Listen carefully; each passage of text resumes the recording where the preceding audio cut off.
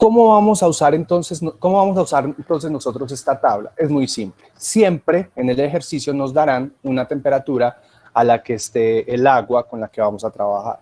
Y con base en esa temperatura podremos calcular estas propiedades que son las que nos interesan para la dinámica de fluidos. La viscosidad y la densidad. ¿Cuál viscosidad? Esta, la viscosidad dinámica, que nos va a quedar en unidades del sistema internacional en pascales por segundo. Como les decía, es importante revisar este documento porque allí les explican cómo se mide la viscosidad y en qué unidades las podemos manejar.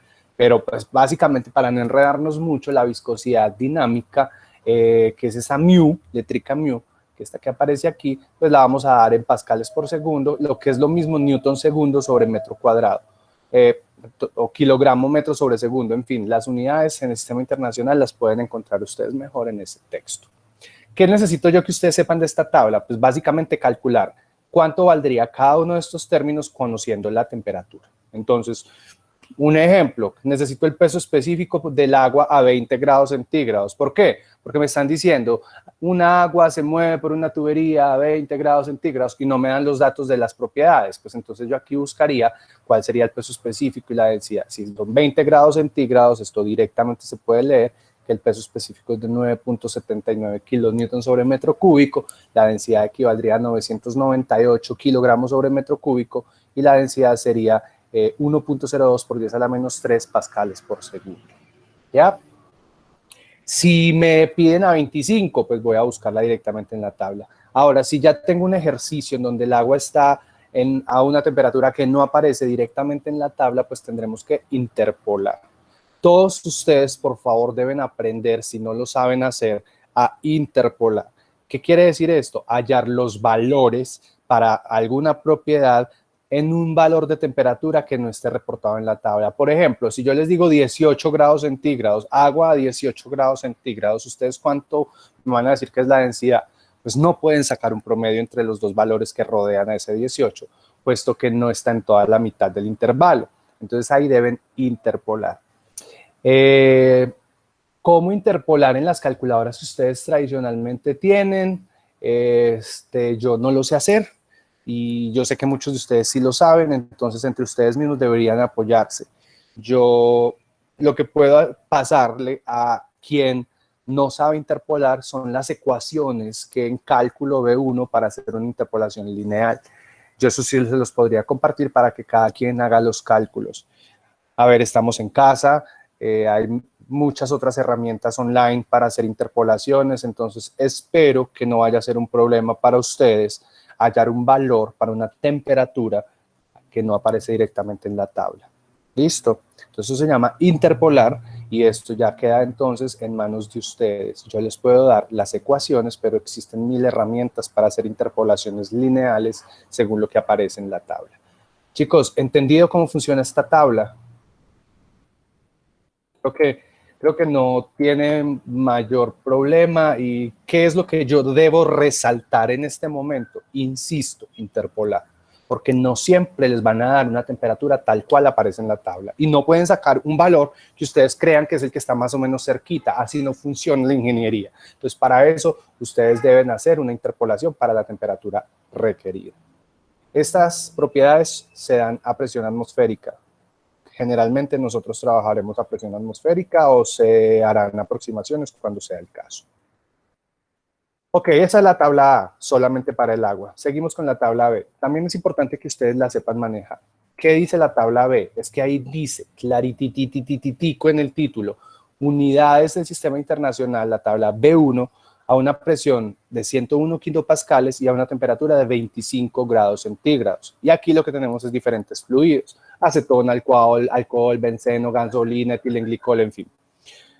Aquí ustedes lo que pueden calcular son estas propiedades, pero solamente a 25 grados centígrados.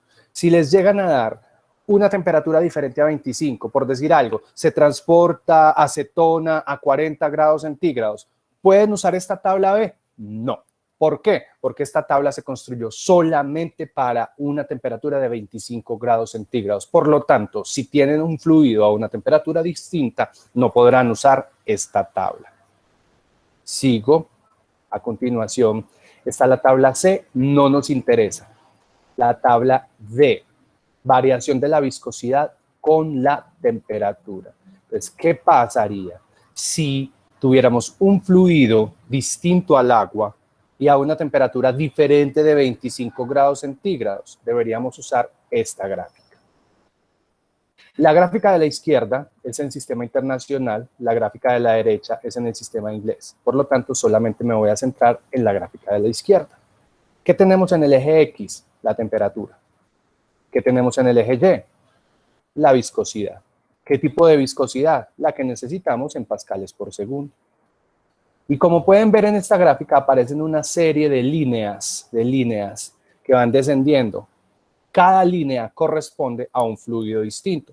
Vemos, por ejemplo, una línea para la gasolina, vemos una línea para la salmuera de NaCl al 20, vemos unas líneas para el petróleo, para el aceite, vemos incluso una para el agua, para el alcohol etílico.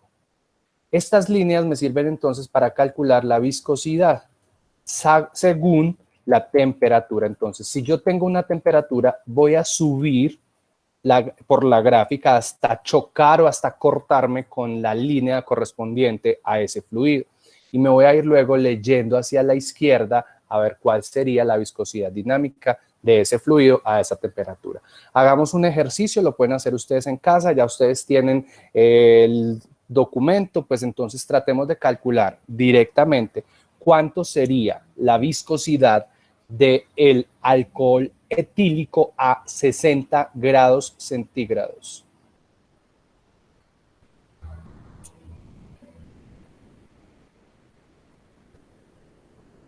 Los escucho.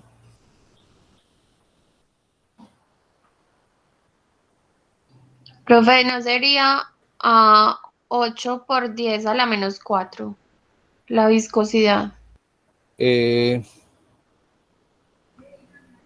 Viscosidad a 60 grados. ¿Qué es lo primero que debemos hacer? Ubicar la temperatura y subir por esa línea hasta encontrarse con la línea correspondiente al alcohol etílico o al etanol.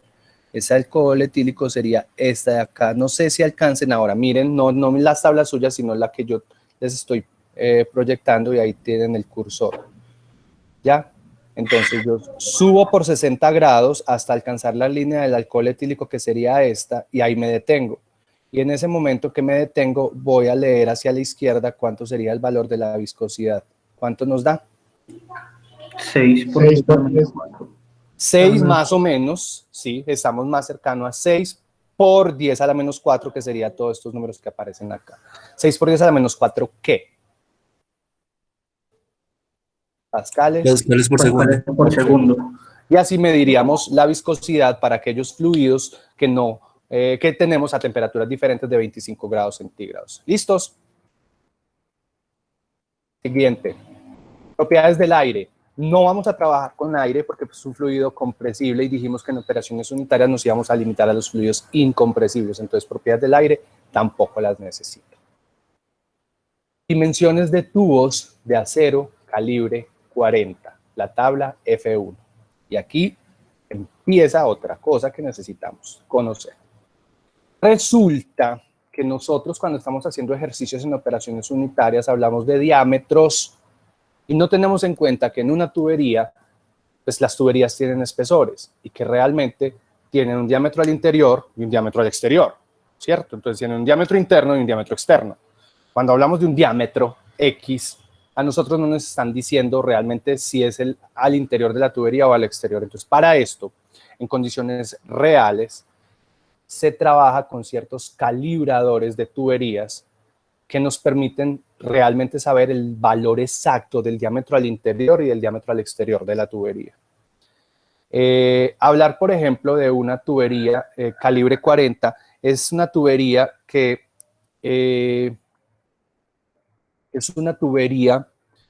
está calibrada con, digamos, un calibrador, una especie de sistema especial para las tuberías de acero. Entonces, si nosotros hablamos de dimensiones de tubos de acero, no es que yo diga, ay, necesito una tubería de 2 pulgadas. Siempre que vamos a la ferretería compramos las cosas por pulgadas. Yo necesito una tubería de acero de 2 pulgadas y la encuentro. O necesito unas puntillas de media pulgada y la encuentro. pero realmente eso no me está diciendo nada. Eso es simplemente el nombre. Yo podría ir a la ferretería y decirle, vendeme una tubería María, o una tubería Pedro, o una tubería José, o una tubería Felipe, lo que sea, porque eso es un nombre y así las identifican de manera comercial. Entonces, tal cual, a lo que nos referimos cuando hablamos de esas dimensiones de tubería son los diámetros nominales. Es decir, cuando yo hablo de una tubería, yo digo, deme una tubería de 3 pulgadas, calibre 40, pero esas 3 pulgadas no me están diciendo ni el diámetro interno ni el diámetro externo. No quiere decir que sea de 3 pulgadas al interior ni de 3 pulgadas al exterior. Entonces hay que tener presente que todas las tuberías van a tener unos diámetros internos y unos diámetros externos. ¿Cómo hallarla? Pues para este tipo de tubería, que son tuberías de acero calibre 40, si yo tengo un diámetro nominal, yo puedo buscar en esta tabla, según el diámetro nominal, es decir, según el nombre. A mí me dicen, por ejemplo, tubería nominal o tubería de 1 pulgada calibre 40.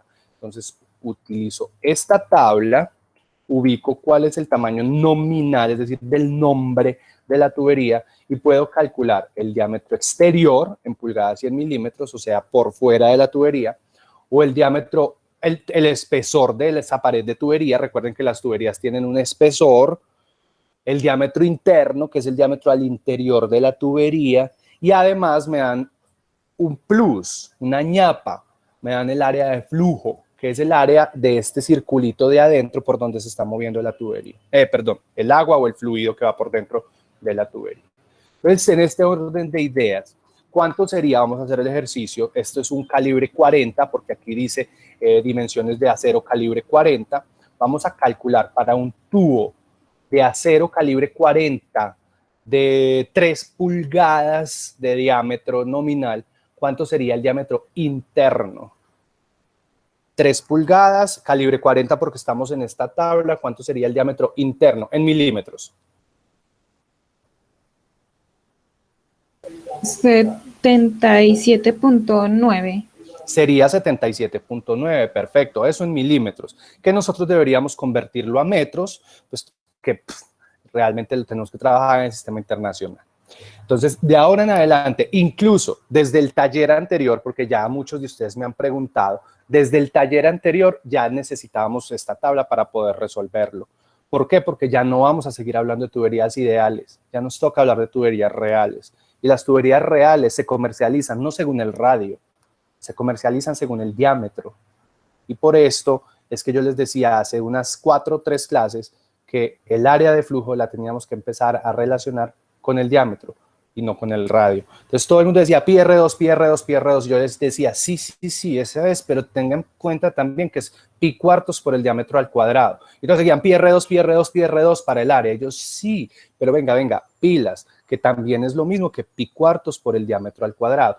Ha llegado el momento en donde ya el radio pues no es tan importante, se vuelve más importante el diámetro. Aunque usted puede hacer una cosa, doble trabajo. Calcule de esta tabla cuánto sería el diámetro, halle el radio y calcule con la pi R2.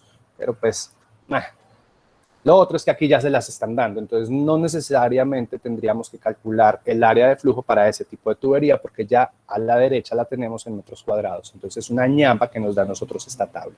Sigo. La siguiente tabla, que es la F2, es la misma, solo que es para calibre 80, es decir, unos tubos que tienen un grosor diferente. Pero básicamente, si a mí me dicen que yo tengo un tubo de acero calibre 80, pues voy y lo busco en esta tabla y determino cuánto sería el diámetro real para esa tubería. Seguimos. Bueno, antes, ¿alguna duda con esta tabla?